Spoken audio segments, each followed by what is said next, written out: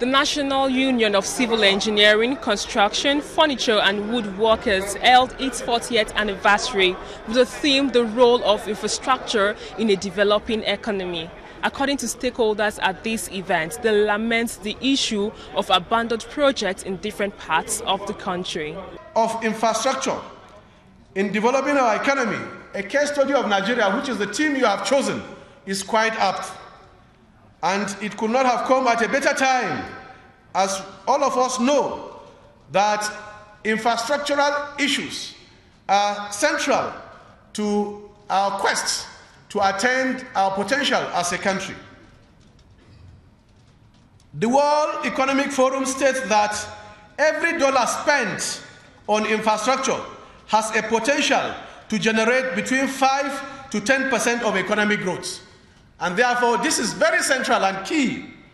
I always say, one of the issues that is affecting this critical sector, because I've also looked at the array of abandoned projects that we have in our country, cutting across all the tiers of government. In fact, we cannot even quantify the abandoned projects that we have in the length and breadth of this country. And therefore, associated closely with this is lack of prioritizing those projects, also building into the design how those projects can be completed. But importantly, is also the centrality of the issue of corruption. The role of infrastructure in the developing economy, a case study of Nigeria. You agree with me that the annual budget of the government, federal and state alike, is playing their continued effort to effectively address infrastructural need of the citizenry. Year in, year out, they carry out this exercise. But the question here is, what amount of success has been achieved in this regard?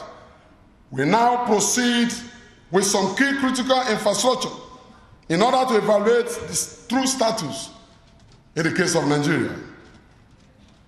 The first that comes to mind is water and sanitation infrastructure. This includes water supply system, sewage treatment system.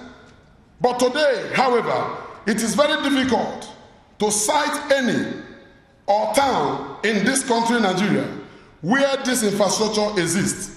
Well, Nigeria has very beautiful policies on infrastructure, starting from Vision 2020 to the National Integrated Infrastructure Master Plan, to the current Economic Reform and Growth Plan, of course the sectoral policies in the different subsectors of infrastructure.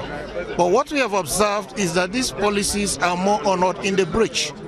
They do not inform the budget, because we should have a policy plan budget continuum where evidence from policies and plans informs the budget. Also, we have not put down the necessary conditions that is supposed to attract the private sector funding. Several years, I don't know what has happened to the extent that there has been so much abandoned projects than ever before. In my ministry, the Ministry of Water Resources, I inherited 116 of such projects. Some of these projects had been abandoned for 17 years, 20 years.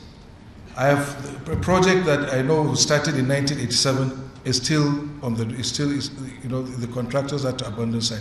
But today, I ask you to go and ask. We've been able to prioritize, just what you are saying, we've been able to prioritize these projects to see those that are of benefit to the people, and we're working on them assiduously.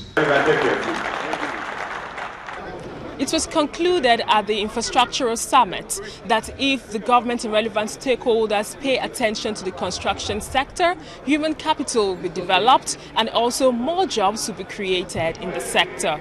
Sharon Ijason, TVC News, Abuja.